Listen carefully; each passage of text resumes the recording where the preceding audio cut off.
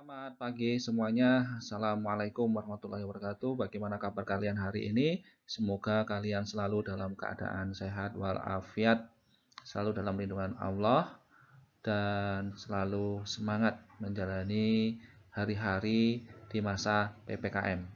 Dan masa PPKM-nya di level 4. Oke, jangan lupa untuk selalu bersyukur dan berdoa agar diberikan kemudahan dan kelancaran dan kesuksesan terhadap semua aktivitas yang kita jalankan pada hari ini. Nah, kembali dalam pembelajaran sosiologi dan mari kita lanjutkan pembelajaran kita. Setelah minggu kemarin kita sudah melakukan penilaian harian di bab pertama. Maka hari ini kita akan masuk pada bab 2. Ya, apa itu bab 2? Bab 2-nya adalah tentang permasalahan sosial akibat perubahan sosial di tengah pengaruh globalisasi. Nah, dari bab ini, maka nanti kita akan mempelajari tentang apa itu globalisasi. Nah, apa itu globalisasi dan apa saja permasalahan sosial yang diakibatkan di era globalisasi. Nah, kompetensi dasar pengetahuan dan keterampilan dalam bab 2 ini adalah kalian nanti setelah mempelajari bab 2 ini, kalian bisa memahami berbagai permasalahan sosial yang disebabkan oleh perubahan sosial di tengah-tengah pengaruh globalisasi. Sedangkan kompetensi dasar keterampilannya, nanti kalian bisa mengategorisasikan berbagai permasalahan sosial yang disebabkan oleh globalisasi serta akibat-akibatnya dalam kehidupan nyata, sehingga dapat merespon ketimpangan yang disebabkan globalisasi. Nah, seperti yang Bapak utarakan tadi, kita akan mempelajari di bab ini adalah tentang globalisasi itu sendiri apa, kemudian kita juga akan mempelajari tentang masalah sosial akibat globalisasi itu sendiri. Nah, kita masuk ke materi pertama yaitu ruang lingkup globalisasi. Ya, ruang lingkup globalisasi. Tujuan pembelajaran kita hari ini adalah setelah kalian nanti menyelesaikan kegiatan pembelajaran mengenai ruang lingkup globalisasi, nanti kalian bisa memahami dan dapat menjelaskan ruang lingkup tersebut dan faktor-faktor penyebab globalisasi sehingga dapat menentukan diri dan memilih alternatif tindakan yang tepat untuk masa depan. Nah, kita globalisasi. Nah, kalian di sini bisa dengan jelas melihat dan membaca di dalam slide PPT Bapak ini apa itu globalisasi. Ya, pada dasarnya globalisasi ini berasal dari kata global. Ya, global. Kemudian dikasih tambahan kata isasi. Nah, isasi ini menunjukkan adanya proses. Ya, proses. Itu ya. Proses. Jadi isasi itu selalu diartikan sebagai sebuah bentuk proses. Nah, global itu adalah umum, menyeluruh. Nah, maka di sini adalah proses untuk menjadi global, menyeluruh. Ya, menyeluruh. Nah, kok bisa untuk proses menjadi menyeluruh seperti itu? Ya, maka kita harus tahu apa yang menyebabkan demikian. Ya, kita tahu perubahan sosial di dalam masyarakat itu erat kaitannya dengan perubahan dalam iptek, ilmu pengetahuan dan teknologi. Nah, iptek inilah yang kemudian bisa membuat individu-individu itu saling mempengaruhi satu dengan yang lainnya. Nah, kalau sudah bisa saling mempengaruhi, maka apa-apa yang ada di dalam suatu masyarakat itu bisa diambil, diadopsi. Maka itu nanti hal-hal yang ada dalam suatu masyarakat tertentu bisa menjadi bagian dari masyarakat lain. Nah, itulah proses yang menyeluruh, proses yang mengglobal. Nah, maka di sini dapat diartikan globalisasi itu adalah merupakan proses di mana antar individu, antar kelompok, antar negara saling berinteraksi, ya, terkait satu dengan yang lainnya, saling interdependensi. Interdependensi itu saling bergantung satu dengan yang lain dan saling mempengaruhi satu dengan lainnya melintasi batas negara. Nah, itulah globalisasi. Ya, jadi interaksi yang sangat deras, interaksi yang sangat kuat antara satu masyarakat dengan masyarakat yang lain itu nanti akan membuat proses global itu sendiri, mengglobal itu sendiri. Ya, dengan kata lain, globalisasi ini merupakan proses mendunianya suatu hal.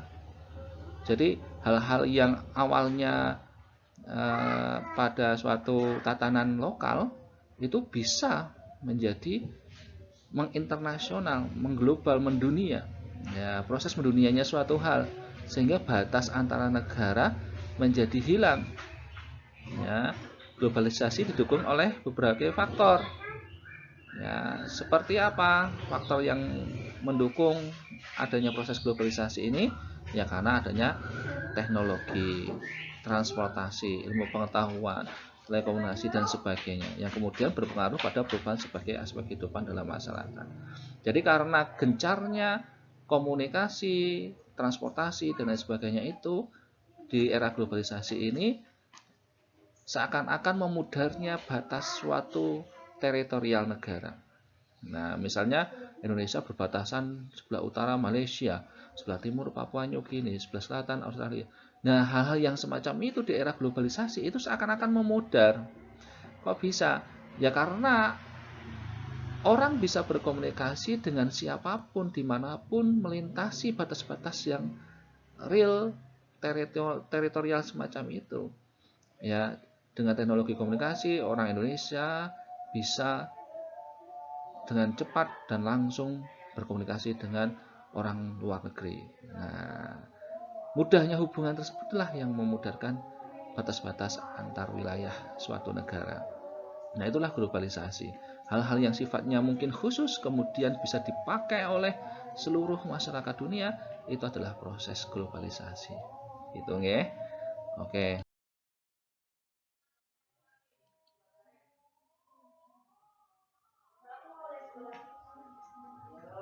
Nah, dari definisi di atas, globalisasi itu dapat disamaartikan dengan apa? Yang pertama dengan internasionalisme. Internasionalisme. Internasionalisme itu apa? Globalisasi dapat diartikan sebagai meningkatnya hubungan internasional. Jadi semua warga suatu negara itu bisa berhubungan dengan warga dari negara lain. Itu adalah internasionalisme. Ya, internasionalisme. Suatu negara bisa menjalin dengan negara yang lain ya, dalam hal komunikasi, kerjasama dan sebagainya. Itu adalah internasionalisme. Nah, semacam itu. Kemudian globalisasi dapat disamaartikan juga dengan liberalisme. Kenapa kok liberalisme? Karena globalisasi ini adalah pengaruh Barat dan ideologi Barat itu adalah liberal. Nah, menyebarnya ideologi ini maka bisa dikatakan sebagai proses liberalisme. Nah, semua orang nanti bahkan dalam tatanan pemerintah pun akan masuk ideologi semacam itu. Meskipun di suatu negara itu mempunyai ideologi tersendiri, namun di era globalisasi tidak akan bisa membendung paham kebebasan ini. Liberalisme itu kan paham kebebasan. Contoh misalnya, orang itu tidak bisa memberikan pengetatan dalam hal impor ataupun ekspor barang. Nah, dibuktikan dengan apa? Ya, tarif ekspor impor bahkan tarif lalu lintas devisa dan migrasi itu dimudahkan semua. Dulu sebelum ada globalisasi, orang mau masuk ke suatu negara izinnya sangat ketat. Ya. Tetapi dengan adanya globalisasi, barang, manusia ataupun hal-hal yang lainnya itu dipermudah, bahkan diundang untuk bisa masuk pada suatu negara. Nah, gitu loh. Misalnya kita kedatangan TKA, tenaga kerja asing dari Tiongkok, dari Cina. Nah, itu adalah bentuk dari liberalisme kita. Karena apa? Kita mempermudah diri. Ya, mempermudah diri, membebaskan diri dari hal-hal yang berbau asing atau dari luar. Termasuk tenaga kerja itu, ayo sini, datang ke sini, bangun negara ini gitu kan. Nah, walaupun nanti efeknya juga sangat banyak sekali terhadap tenaga kerja Indonesia. Jadi begitu, itu liberalisme. Jadi paham-paham liberal itu akan nanti masuk ke dalam suatu negara. Nah, globalisasi erat kaitannya dengan liberalisme. Kemudian yang berikutnya adalah universalisme. Ya, apa itu universalisme? Yaitu globalisasi digambarkan sebagai semakin tersebarnya hal material dan imaterial ke seluruh dunia. Pengalaman di suatu lokalitas dapat menjadi pengalaman seluruh dunia. Nah, universalisme itu semacam itu. Jadi apa-apa yang ada dalam suatu negara itu nanti akan umum dipakai oleh seluruh dunia. Ya, misalnya bukan sekedar barang saja ya. Misalnya penyakit virus corona ini. Itu awalnya terjadi di Cina saja, yang sifatnya lokalitas. Ya, hanya pada negara itu saja. Namun pada akhirnya bagaimana? Pada akhirnya bisa menyebar ke seluruh dunia. Nah itulah universalisme. Nah, agama dulu Hindu itu hanya di India. Namun seiring penyebarannya akhirnya dipakai oleh seluruh dunia. Bahkan bukan hanya Indonesia, di negara-negara manapun juga mengenal yang namanya agama Hindu. Nah, gitu ya. Islam juga demikian. Awalnya di Arab berkembangnya, lokalitasnya di Arab. Namun seluruh dunia sekarang juga mengenal dan banyak yang menganut agama tersebut. Nah, semacam itu. Itu universalisme. Ya, pemberlakuan segala hal sesuatu yang sifatnya umum, baik imaterial maupun material, baik kebendaan maupun yang bukan kebendaan. Kalau bukan kebendaan itu misalnya berupa gagasan, ide atau pemikiran. Ya, pemikiran atau ide, ideologi misalnya. Yang Bapak katakan tadi liberal itu paham kebebasan. Awalnya hanya di barat, tetapi karena seiring adanya globalisasi, akhirnya itu bisa menjadi universal. Semua negara itu bisa memakai dan memasukkan sedikit demi sedikit paham tersebut. Gitu ya. Kalau kita menyikapi kehidupan bangsa kita, ya, warga negaranya bagaimana, apakah benar-benar memegang ideologi Pancasila secara utuh, kuat. Nah, ternyata kalau kita mengamati, ternyata sekarang ini banyak kebebasan-kebebasan yang dilakukan oleh warga Indonesia padahal punya ideologi Pancasila. Nah, itulah universalisme. Ya, di mana paham liberal ini bisa dipakai oleh seluruh warga dunia. Gitu loh, universalisme. Kemudian yang terakhir westernisasi. Jadi globalisasi itu bisa juga dikatakan sebagai westernisasi. Apa itu? Menyebarnya pikiran dan budaya dari barat sehingga mengglobal. Nah, jadi apa-apa kita runtutnya, kita tolak ukurnya adalah barat. Nah, globalisasi bisa dikatakan semacam itu. Udah era global. Era global itu bagaimana? Wes ada pola-pola gaya hidup barat. Nah, misalnya apa, di masyarakat kita ada dugem, ada dunia malam, ada pesta pora dan lain sebagainya. Itu kan budaya-budaya dari barat yang dibawa oleh mereka dan disebarkan ke kita. Nah, itu ya. Nah, oke, itulah globalisasi. Jadi globalisasi itu kita tekankan sekali lagi bisa dikatakan juga sebagai internasionalisme, bisa juga dikatakan sebagai liberalisme, sebagai universalisme, dan bisa juga dikatakan sebagai westernisasi. Gitu ya. Baik, kita lanjutkan faktor penyebab globalisasi. Nah, apa tuh yang menyebabkan globalisasi itu terjadi? Yang pertama, globalisasi itu terjadi karena perkembangan teknologi, informasi, dan transportasi. Nah, ini ya, tolong kalian diperhatikan bahwa yang utama yang menyebabkan globalisasi itu ada, itu ya ini ya, perkembangan teknologi informasi dan transportasi. Berarti kan ini iptek dulu ya, iptek dulu, baru pengaruh dari iptek itu, perubahan yang terjadi setelah iptek itu adalah adanya globalisasi ya. Dengan berkembangnya teknologi informasi dan transportasi, orang itu bisa menjalin hubungan kepada siapapun dan kemanapun itu bisa dilakukan gitu loh.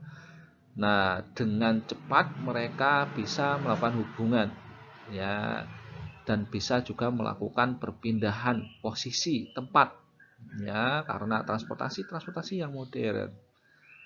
Nah, saking cepatnya semacam itulah seakan-akan batas antar negara itu tidak ada. Nah, bahkan sampai sekarang ini ya, teknologi-teknologi itu bisa mempermudah aktivitas kita. Ya, misalnya di sini eh, adanya e-commerce. Ya, e-commerce ini artinya kita bisa melakukan transaksi pembayaran dan lain sebagainya itu melalui internet. Nah, ini kan memudahkan suatu hubungan ya, ketika kita membutuhkan sesuatu hal, kita membeli, kemudian orang langsung bisa mendapat bayaran dan barang terkirim. Itu sangat mudah sekali. Ya, nah inilah faktor penyebab globalisasi. Kalau dulu bayangkan tidak ada teknologi ini, apa yang terjadi? Kita ingat dalam sejarah ada jalur sutra, orang itu mau jualan ya, lintas negara itu harus menyusuri baik darat ataupun laut. Bisa melalui jalur darat dan jalur laut. Berapa waktu yang ditempuh? Berapa lama? Dan apa halangan-halangannya? Itu sangat banyak sekali. Nah, sekarang enggak, di globalisasi tidak. Semua dimudahkan karena ada perkembangan teknologi informasi dan transportasi seperti itu. Kemudian yang kedua, meningkatnya kerjasama internasional. Semakin kerjasama internasional itu sering dilakukan, ya, maka semakin erat hubungan yang terjalin, dan hubungan terjalin itu akan memudahkan orang untuk mempunyai produk-produk, ya, mempunyai kebudayaan-budayaan yang sama. Nah, semacam itu ya. Nah, bisa saja kerjasama internasional itu melalui perdagangan internasional, kan semacam itu. Bisa juga kerjasama yang lain itu. Kemudian yang ketiga ya, kemudahan dalam transportasi. Kita tahu teknologi transportasi itu sangat banyak sekali dan sangat mudah didapatkan sekarang ini. Kita mau ke Amerika tidak perlu berlayar sampai berbulan-bulan. Dulu orang Indonesia ke Amerika itu berbulan-bulan karena pakai kapal. Orang Indonesia mau ke Arab itu sampai bulan-bulan hanya untuk naik haji. Nah, sekarang tidak. Kemudian transportasi inilah yang menyebabkan globalisasi itu semakin deras, semakin kuat. Ya. Kemudian yang terakhir, ekonomi yang terbuka. Nah, ekonomi terbuka. Ekonomi terbuka itu bagaimana? Ya, setiap masyarakat atau setiap negara mau membuka diri terhadap produk-produk yang berasal dari luar. Nah, sehingga apa? Ya, sehingga produk-produk itu bisa dikonsumsi dan menjadi barang yang umum dalam suatu negara tertentu. Di sini Bapak berikan contoh ya, misalnya produk kecantikan asal Korea ini. Asal Korea. yang mengandung bahan-bahan yang tidak umum ditemukan di Indonesia. Namun karena popularitas produk kecantikan ini membuat anggapan cantik ala Korea banyak diadopsi oleh produk lokal kita. Ya, jadi semacam itu.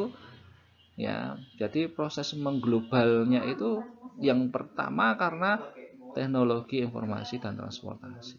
Kemudian karena kerjasama internasional yang semakin kuat, kemudahan transportasi dan ekonomi di suatu negara yang terbuka. Nah, kemudian ciri-ciri globalisasi. Apa saja ciri-ciri globalisasi? Yang pertama, di era globalisasi itu perubahan cepat di segala bidang. Ya, yang melingkupi wilayah yang sangat luas. Wilayahnya bukan hanya Indonesia saja, tetapi juga bisa regional, bisa multinasional dan lain sebagainya. Nah, kemudian ciri-ciri yang berikutnya derasnya arus informasi dan komunikasi. Ya, di era global informasi dan komunikasi itu sangat kencang sekali. Bahkan kita tidak bisa menyaring.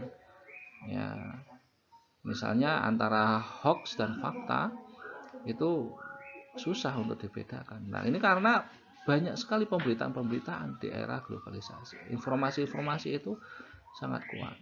Kemudian berikutnya ketergantungan ekonomi di setiap negara. Ya, karena kerjasama itu kuat di bidang ekonomi, ya setiap negara itu mengkonsumsi produk dari luar negeri. Nah, ketika membutuhkan produk tersebut, maka negara tersebut pasti bergantung pada negara lain. Contohnya Indonesia. Ya, Indonesia meskipun sudah bisa membuat vaksin corona, tetapi karena di era global ini kerjasama ekonominya sangat kuat, akhirnya Indonesia pun ketergantungan vaksin dari luar negeri. Nah, kemudian ciri berikutnya adalah peningkatan interaksi kultural melalui media massa. Jadi bukan hanya sekedar ekonomi, ya pendidikan dan lain sebagainya, bahwa di era global ini cirinya adalah kultural, budaya. Ya, budaya pun mengalami hubungan yang sangat kuat di setiap masyarakat. Melalui apa? Media massa. Sebagai contoh kita bisa mengenal bagaimana budaya Korea. Kita bisa mengenal budaya dari Eropa, ya dari Jepang atau yang lainnya. Itu semua dari media massa. Nah, itulah globalisasi ciri-cirinya. Yang berikutnya di era global ini ciri-ciri berikutnya adalah peningkatan masalah bersama atau masalah internasional. Apa saja masalah internasional? Contohnya misalnya masalah lingkungan. Ya, masalah lingkungan itu seperti global warming, pemanasan global.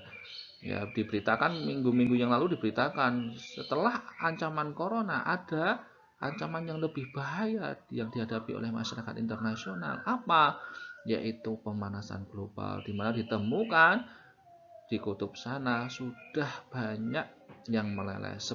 Gunung sebesar Jakarta, ya sebesar wilayah Jakarta, gunung es yang ada di kutub selatan itu sudah mengalami patahan dan mencair. Nah, itu adalah peningkatan masalah bersama. Kemudian ada pembakaran hutan. Kemudian ada punahnya suatu satwa dan yang lainnya. Itu adalah permasalahan bersama, permasalahan internasional. Nah, itulah ciri-ciri globalisasi. Nah, lalu bagaimana globalisasi di Indonesia? Nah, globalisasi di Indonesia itu terjadi pada bidang ekonomi, bidang budaya, bidang politik, dan bidang agama. Nah, kita globalisasi ekonomi. Globalisasi ekonomi itu apa? Suatu kehidupan ekonomi yang bersifat global atau mendunia atau terbuka tanpa mengenal batasan teritorial atau kewilayahan. antara negara satu dengan yang lainnya. Nah, kalau globalisasi ekonomi ini kita bisa melihat di Indonesia bahwa di Indonesia sudah banyak perusahaan-perusahaan yang bersifat transnasional dan di Indonesia pun juga mengikuti yang namanya perdagangan bebas, ya, free trade area, ya.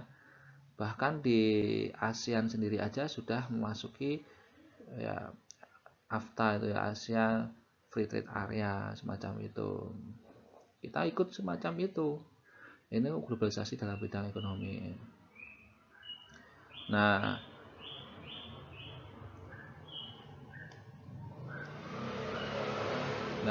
kawasan perdagangan itu bukan hanya nasional saja kalau di globalisasi ekonomi, tetapi sudah sampai ke internasional. Nah, disinilah tantangan di suatu negara. Bagaimana proteksi yang dilakukan oleh negara melindungi produk tertentu dalam negeri, karena kebanyakan di era global ini produk-produk dalam negeri itu kalah bersaing dengan produk-produk dari luar. Kita ketahui kalau kita lihat permainan anak aja, siapa yang membuat barang-barangnya? Ternyata di era global ini di Indonesia itu didominasi oleh Tiongkok atau Cina. Nah, lalu bagaimana penjual mainan atau produk mainan tradisional kita? Nah, lama-kelamaan gulung tikar atau tersingkir di era global itu. Nah, globalisasi ekonomi itu ya semacam itu. Kalau kita tidak punya daya saing, kalau produk dalam negeri ataupun kualitas SDA kita tidak bisa bersaing, maka akan ditinggalkan. Lama-kelamaan kita hanya sebagai penonton di dalam negeri sendiri. Nah, itulah globalisasi dalam bidang ekonomi. Nah, itu ya, kalau kalian melihat di wilayah Jakarta, wilayah Karawang, Tangerang, Banten, itu sudah ada globalisasi di bidang ekonomi yang begitu mencolok. Di situ banyak perusahaan-perusahaan atau korporasi yang bersifat lintas negara atau multinasional semacam itu ya. Kalau kita lihat di Yogyakarta aja itu banyak ya, misalnya hotel. Hotel itu siapa yang punya? Banyak kan dari luar investornya. Ya, market yang modern siapa yang punya? Misalnya Carrefour. Carrefour dulu yang punya orang Prancis sebelum diakuisisi oleh Khairul Tanjung. Nah, semacam itulah globalisasi ekonomi gitu nggih.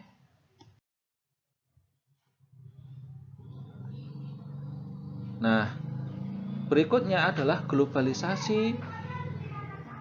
di Indonesia dalam bidang sosial dan budaya. Kita tidak bisa menghindari di bidang sosial dan budaya kita juga terjadi globalisasi, di mana ya ada pengaruh-pengaruh luar yang masuk ke budaya kita, pengaruh-pengaruh luar yang masuk dalam kehidupan sosial kita. Nah, ini sebenarnya menjadi ancaman terhadap keberadaan kebudayaan kita. Namun di sisi lain juga ada nilai positifnya. Nah, nilai positif itulah yang harusnya kita bendung, bukan kita bendung, kita manfaatkan, kita kembangkan dalam kebudayaan kita nilai positifnya itu. Nah, nilai yang negatifnya ya itu yang kita filter, kita yang bendung. Ya, misalnya budaya kita tidak memperkenankan adanya perilaku boros, ya, tidak diperkenankan berlaku mewah-mewahan, tidak diperkenankan untuk jauh dari tuntunan agama. Nah, itu yang harus kita kuatkan ya, tapi kenyataannya di bidang sosial dan budaya kita banyak warga atau masyarakat itu yang berperilaku boros, hidup bermewah-mewahan dan lain sebagainya. Padahal hal yang semacam itu yang harus kita bendung, gitu ya. Nah, ini globalisasi sosial dan budaya. Bahkan di masa remaja anak-anak itu ya mungkin kalian alami juga banyak yang terpengaruh semacam itu, gaya-gaya kebaratan yang jauh dari kebudayaan kita itu kalian terapkan, kalian pakai dalam kehidupan sehari-hari. Anak perempuan pakai celana pendek kemana-mana. Nah, sangat miris sekali misalnya semacam itu. Yang laki-laki sudah tidak mempunyai etika pergaulan, tidak membatasi diri dengan perempuan, nah semacam itu. Nah itulah globalisasi di bidang budaya, di mana banyak pengaruh-pengaruh luar yang masuk ke dalam masyarakat kita. Nah, berikutnya globalisasi politik. Nah, bagaimana globalisasi politik yang ada di Indonesia? Ya tentu saja itu berpengaruh. Politik kita yang dulunya mungkin ya sangat menekankan budaya bangsa dalam berpolitik, nah, terpengaruh oleh ideologi-ideologi luar, misalnya liberalisme, kebebasan. Ya politik kita hanya mementingkan kekuasaan, bukan lagi mementingkan musyawarah atau kebersamaan.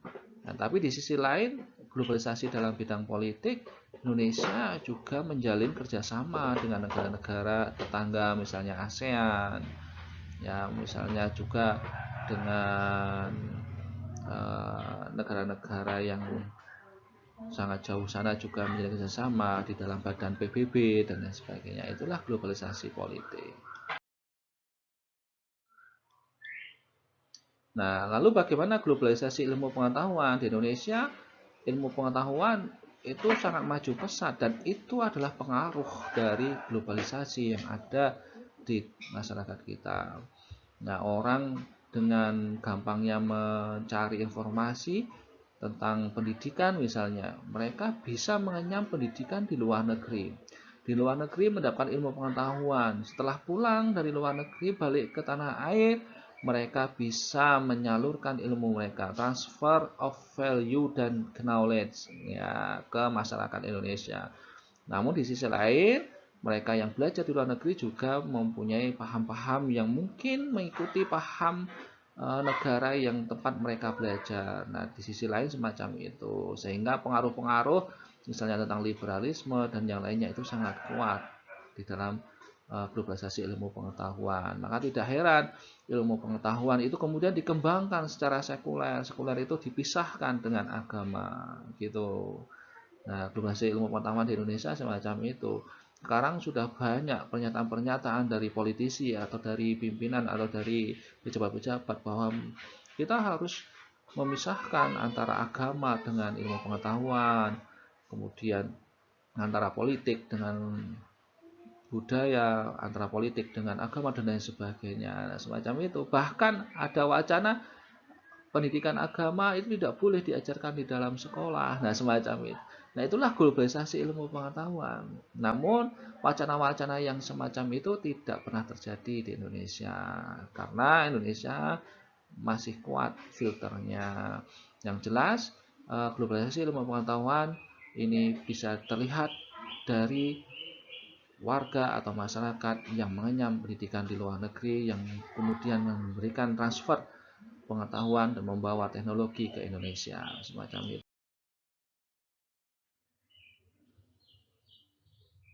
Nah, kemudian yang terakhir globalisasi agama. Bagaimana globalisasi dalam bidang agama di Indonesia? Agama di Indonesia seakan-akan digiring dalam ranah privat atau privasi seseorang. Agamamu ya agamamu, kamu nggak usah membawa agama-agamamu di dalam hal kehidupan masyarakat. Nah, semacam itu. Ya, kamu silahkan menjalankan ritual-ritual keagamaanmu, tapi jangan mengajak atau jangan menyuruh orang-orang untuk mengerjakan apa yang kamu kerjakan. Nah, diarahkan ke sana globalisasi agama di Indonesia sekarang ini. Ya, namun di sisi lain dengan adanya globalisasi agama ini semakin meningkat pula toleransi yang ada di dalam masyarakat kita. Ya, agama sekarang sudah dipisahkan dari politik. Ya, bahkan banyak pejabat yang mengatakan jangan bawa-bawa agama dalam berpolitik. Nah, kayak gitu kan. Kemudian agama juga dipisahkan dalam kehidupan budaya dan lain sebagainya. Nah, itulah globalisasi agama. Bahkan dalam pengajaran-pengajaran ya itu tidak menggunakan bahasa-bahasa murni agama, misalnya bahasa Arab. Kalau orang Islam diajarkanlah nilai-nilai keagamaan itu dengan bahasa-bahasa daerahnya masing-masing. Nah, itulah globalisasi agama gitu. Dan masih banyak lagi globalisasi agama di Indonesia. Nah, sebagai tambahan, ya ini karena berkaitan dengan globalisasi, apa hubungan globalisasi dengan kapitalisme? Kita ketahui kapitalisme itu apa? Nah, ini apa ini? Kapitalisme itu merupakan sistem ekonomi di mana ada upaya untuk memupuk modal dari pemilik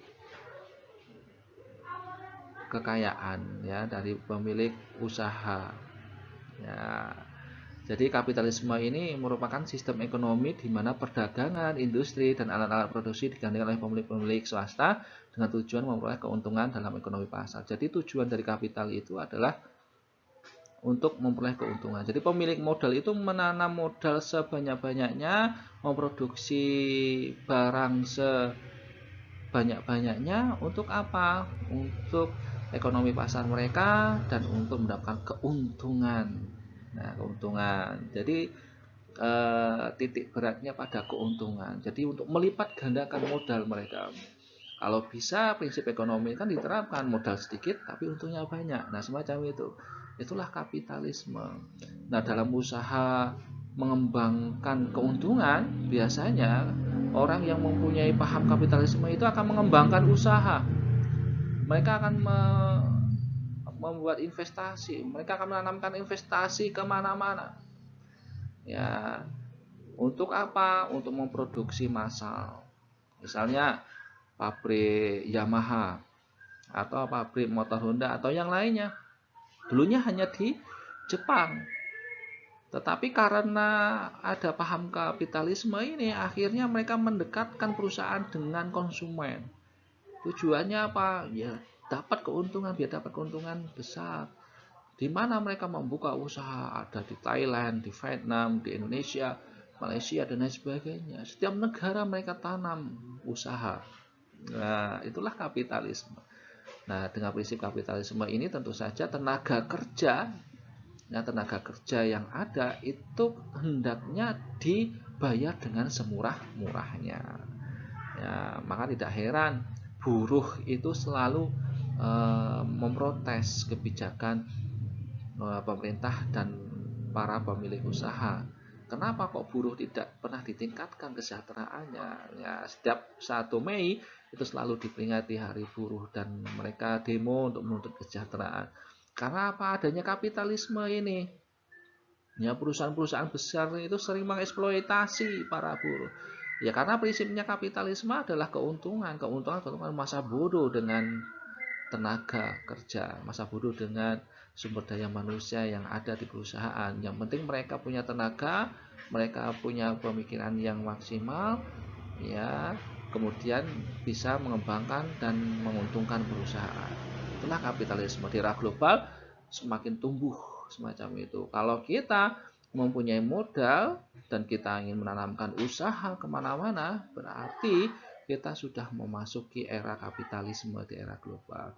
Nah, sementara banyak warga Indonesia itu yang saat ini hanya sebagai penonton dan hanya sebagai pekerja atau buruh saja, tidak bisa menciptakan kapitalisme. Kapitalisme itu kan dari barat, dari luar negeri. Nah, selama ini kita hanya mendatangkan kapitalisme, tapi tidak bisa menciptakan kapitalisme. Ya, kita tahu pemerintah selalu berkampanye, ayo tanamkan investasi ke Indonesia, tanamkan investasi ke Indonesia. Di luar negeri kampanyenya semacam itu. Nah, sedangkan kita tahu bahwa kapitalisme itu nanti akan menyengsarakan pekerja kita. Kenapa kita tidak bisa menciptakan investasi sendiri atau lapangan kerja sendiri? Tentu saja ini berkaitan dengan modal. Ternyata negara kita kekurangan modal, baik modal moneter maupun modal sumber daya manusianya maupun modal teknologinya. Indonesia kekurangan itu sehingga tidak bisa menciptakan kapitalisme. Dan kekurangan-kekurangan itu memang diciptakan oleh orang luar. Ya, agar apa? Ya, agar orang luar itu mengambil keuntungan bisa menemukan modal di Indonesia. Semua ada politik kapitalismenya di sini. Gitu ya. Oke, semacam itu hubungan globalisasi dengan kapitalisme. Seiring dengan kapitalisme meningkat, maka disitulah globalisasi dalam bidang ekonomi itu kelihatan. Nah, lalu bagaimana politik ekonomi neoliberalisme di era globalisasi? Nah, neoliberalisme, ya, politik ekonomi neoliberalisme ini artinya politik ekonomi yang mengutamakan kebebasan, ya, paham kebebasan. Jadi dengan segala macam cara agar ekonomi itu berlangsung atau berjalan secara bebas. Nah, nanti ini yang menguntungkan siapa? Ya, pada dasarnya yang menguntungkan adalah orang yang punya duit, orang yang punya modal, ya kapitalisme, orang yang punya paham kapitalisme itu yang menguntungkan, yang diuntungkan. Lalu yang dirugikan siapa? Ya negara-negara berkembang seperti Indonesia. Nah, karena apa? Karena politik ekonomi neoliberalisme ini menciptakan cara bagaimana suatu negara tidak tumbuh kapitalismenya. Ya, jadi mereka tidak bisa bangkit sendiri dan nanti bagaimana cara bergantung kepada pihak luar. Nah, itu kemenangan politik ekonomi neoliberalisme semacam itu. Sampai saat ini kalau kita bisa melihat, apakah kita bisa memproduksi mobil SMK secara massal? Ya, padahal zaman Jokowi pertama kali dilantik ingin memajukan sektor teknologi mobil itu. Tapi kenyataannya sampai sekarang sudah mau habis periode keduanya, tetap mobil SMK belum kelar juga, belum muncul juga, belum mendunia juga. Kenapa? Nah, karena ada ini politik ekonomi neoliberalisme ini. Para kapital itu bagaimana menyusun strategi agar investasi-investasi kemajuan-kemajuan dalam negeri atau dalam negara-negara yang berkembang itu tidak terjadi. Nah, tujuannya agar mereka bergantung kepada mereka, orang yang memiliki modal itu. Maka tidak heran orang pintar dari luar negeri ingin mengembangkan mobil di Indonesia, ya, orang yang pandai, orang pribumi pandai, tapi kemudian dikasuskan. Ya, karyanya kemudian ditolak oleh masyarakat, seakan-akan seperti direkayasa untuk ditolak dan lain sebagainya. Nah, semacam itulah ya politik ekonomi liberal. Nah, orang yang memiliki modal dia akan menang dalam sistem neoliberalisme ini. Nah, jadi begitu ya tentang globalisasi.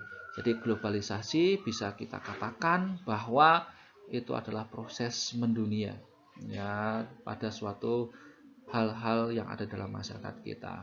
Ya, kita sebagai warga negara Indonesia, apa yang ada dalam diri kita ini bisa mendunia jika, ya, kita menghargai hasil karya kita, ya, jika kita percaya akan kemampuan bangsa kita, jika kita mau mendukung bangsa sendiri. Nah, tetapi selama kita itu tidak bisa, ya, menghargai hasil karya orang lain, pesimis terhadap bangsa sendiri, maka apa yang ada dalam diri kita tidak bisa mengglobal dan kita hanya selalu bergantung kepada negara-negara lain. Kita hanya akan selalu bergantung kepada negara-negara yang mempunyai modal dan suatu saat kita akan menjadi orang yang didikte dan menjadi penonton di negeri sendiri. Nah, maka di era global ini dituntutlah kalian untuk meningkatkan kualitas diri agar tidak kalah saing dengan apa-apa yang dibawa dari luar. Gitu ya. Oke, terima kasih atas perhatian kalian dalam menyimak materi kita hari ini. Mungkin banyak sekali hal-hal yang kurang paham, hal-hal yang kurang jelas terkait dengan ruang lingkup globalisasi. Monggo ditanyakan. Ya, matur nuwun.